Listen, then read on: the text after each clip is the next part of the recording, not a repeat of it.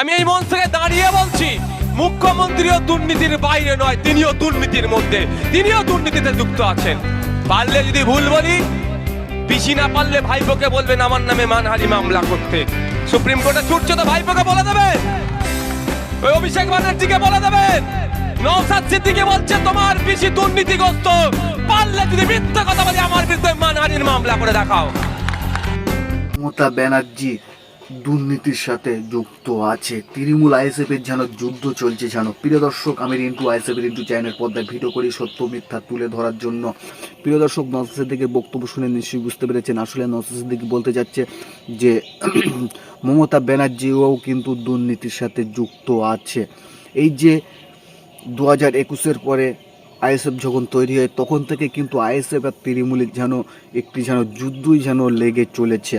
প্রিয় দর্শক, নওশাদ সিদ্দিকী আসলে কী কারণে বলছে, অভিষেককেও কিন্তু টার্গেট করে কেউ বলেছে, সেসব মমতার অভিষেক দুজনকে নিয়ে যা বলেছে সেই ভিডিওটা আইএসএফ কিন্তু চ্যানেলের পর্দায় দেখাবো, দেখলে বুঝতে পারবেন। আসলে অনুরোধ করব শুরু থেকে শেষ পর্যন্ত অবশ্যই ভিডিওটা দেখবেন। আসলে নওশাদ সিদ্দিকী কী বলতে চাচ্ছে মমতাকে টার্গেট করে, আর আটানা চারানা নেতাগুলোকেও টার্গেট করেও, আর যারা জেলে আছে তাদেরকেও মমতা চেনে না, সেসব অনেক বিষয় তথ্য নিয়ে চলে আসছি আমি রিন্টু। চলো ভিডিওটি শুরু করা যাক। আমি এই মঞ্চ থেকে দাঁড়িয়ে বলছি, মুখ্যমন্ত্রীও দুর্নীতির বাইরে নয়, তিনিও দুর্নীতির মধ্যে, তিনিও দুর্নীতিতে যুক্ত আছেন। পারলে যদি ভুল বলি, পিসি না পারলে ভাইপোকে বলবেন আমার নামে মানহানি মামলা করতে।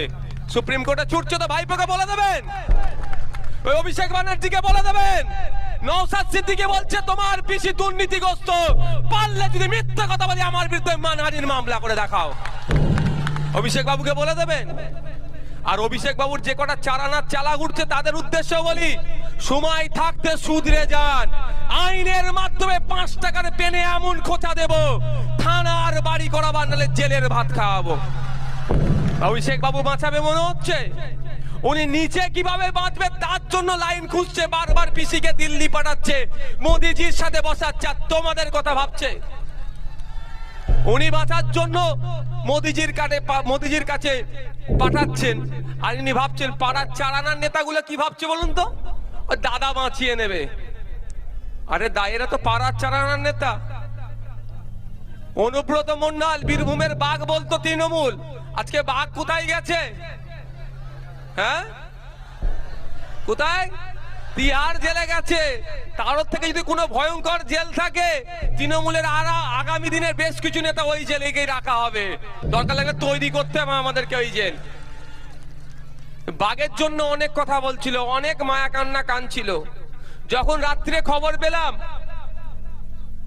জ্যোতিপ্রিয় বাবুর বাড়িতে ইডি গিয়েছে, দীর্ঘক্ষণ তল্লাশি চলছে, মমতা ব্যানার্জি তখন মনে পড়ে গিয়েছিল জ্যোতিপ্রিয় বাবুর সুগার আছে, বলছে সুগার বেড়ে গেলে বিপদ হয়ে গেলে ছাড়বো না। এখন তো জেলের মধ্যে আছে, কই জ্যোতিপ্রিয় বাবুর একবারও নাম তো মমতা ব্যানার্জি মুখে নিচ্ছেন কি? উল্টে আমার কাছে প্রুফ আছে, আমাদের শ্রীরামপুরের এমপি উনি বলছেন জ্যোতিপ্রিয়র বিষয় জ্যোতিপ্রিয় বুঝে নেবে। অনুব্রত মন্ডল বাবু যখন অ্যারেস্ট হয়েছিলেন, যখন 1 মাস পর্যন্ত তার পরিবারের সাথে এই কলকাতার কোনো বাবু অর্থাৎ বড় নেতারা তার পরিবারের সাথে যোগাযোগ করেনি। আজকে পার্থ চ্যাটার্জি মহাশয় দলের মহাসচিব ছিলেন, একাধিক পদ ছিল, বড় বড় পদে হোল্ড করতেন তৃণমূলের, তিনি 1 বছরের অধিক জেলে আছে, তার পাশে আর দল দাঁড়াচ্ছে না। যখনই জড়িয়ে যাচ্ছে তখনই দল হাত তুলে নিচ্ছে। আমরা হয়তো অনেকে একটু ভেবেছিলাম হয়তো শাহজাহান শেখের জন্য একটু মায়া কান্না কাঁদতে পারে, দেখলাম বেশি দিন কাঁদলো না। গতকালই ফিরহাদ হাকিম মহাশয়, তৃণমূলের একজন হেভিওয়েট লিডার ফিরহাদ হাকিম মহাশয় বলে দিলেন শাহজাহান যেটা করেছেন ভুল করেছেন। মানে ওই শাহজাহানেরকেও পাতা কাটতে দল থেকে শুরু হয়ে গেল। শাহজাহানেরটা বুঝে নেবে। শাহজাহান যদি শাহজাহানেরটা বুঝতে হয়, তাহলে আপনার পাড়ার চারানার নেতা এখন আমাদের গাড়ি আটকাচ্ছে, হ্যান করছে, ত্যান করছে, যারা যা অন্যায় করছে, তারা যখন ফেসে যাবে তাদের পাশে দল থাকবে তো? শাহজাহানের পাশে দল থাকছে না, আপনার পার্থ বাবুর পাশে দল থাকছে না, অনুব্রত বাবুর পাশে দল থাকছে না। এদের পাশে দল থাকবে তো?